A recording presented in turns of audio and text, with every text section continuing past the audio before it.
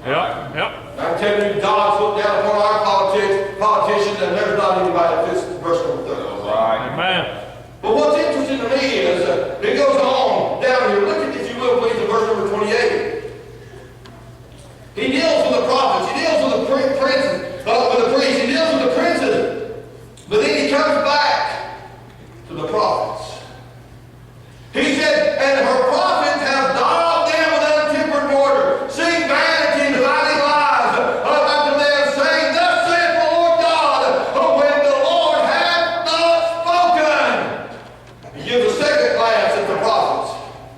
He looks at them and what they've done. They haven't dealt with anything. They haven't strengthened anything. They haven't put any mortar. They just took some white paint and daubed it and makes it look like they strengthened something.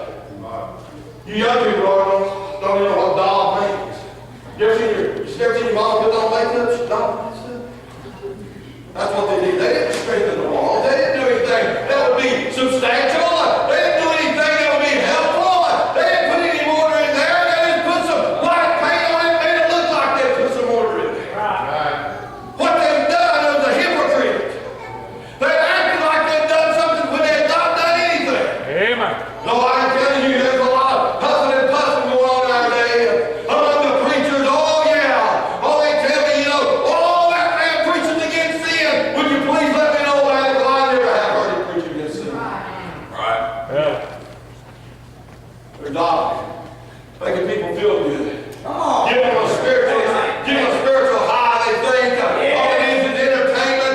All it is a facade. They're just daubed some white paint on it. That make it look all pretty. But there's no substance to it at all. And God's looking for a man. And he looks at the prophet. And he looks at the priest. And he looks at the printer. He looks back at the prophets. Amen. There's still not any that he can find that fit number 30. Goes on to say, verse number 29, he looks at the people. He said, the people of the land have used oppression and exercised robbery and have vexed the poor and needy. Yea, they have oppressed the stranger wrongfully.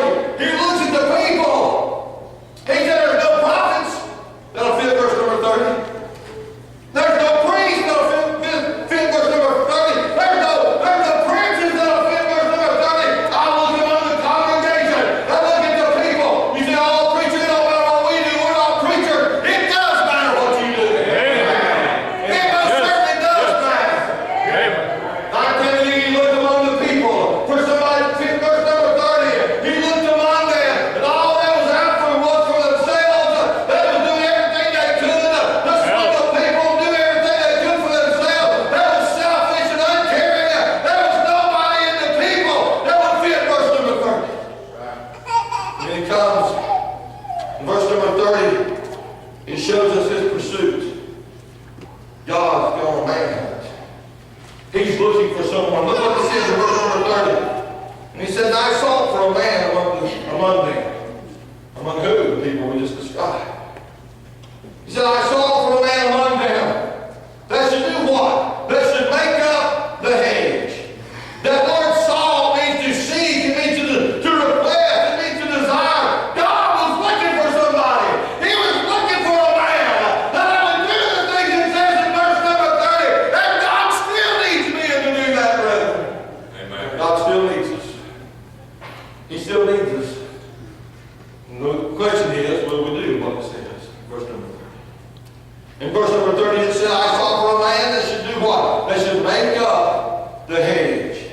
Now the hedge is a fortified place concerning a wall. And he's looking for a man that would make up the hedge. It means to shut it off or to close it off. There's a place in it. And he's looking for a man to stand in that place and shut it off and protect the people and stand against the onslaught of the enemy.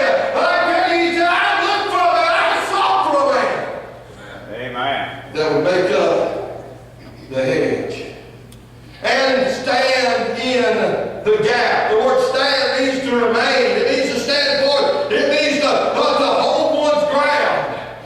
And I've seen a lot of people, Brother Balkan, probably tell you, you've been in all that I have. We've seen a lot of men, it seemed like at one time they stood the ground. All down through the years, we've seen them fall by the wayside.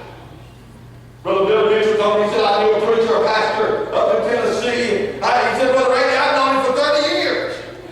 He pastored a church in the same state I'm in. And they called him down at the car wash in town wearing a dress.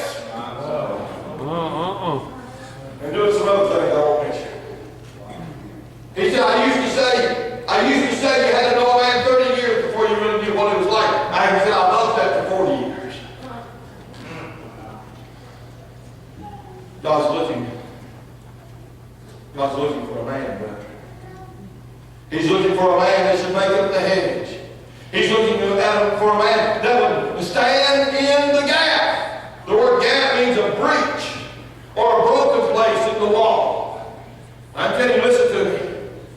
Every devil in hell wants to get in this church. Yes, sir.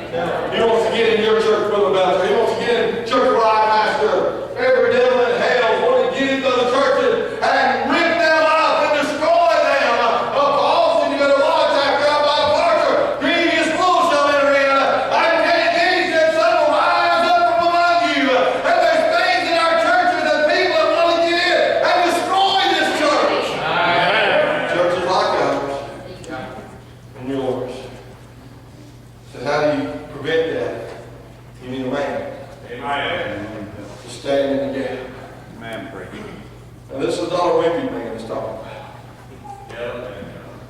It's not a man that don't have a backbone. Right. It's not a man that's afraid of popular opinions.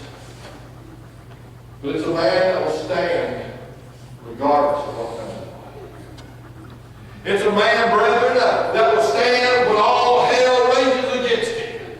He's not asking for somebody to stand in the gap, just to let people in and greet them as they come in. Oh, no, friend. He's looking for a man to stand in the gap and fill that gap and be a man. Amen. He said, I saw for a man like that. Yeah.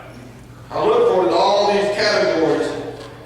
He said, I saw for a man among them that should make up the head and stand in the gap before me, before the land. Why was he looking for a man?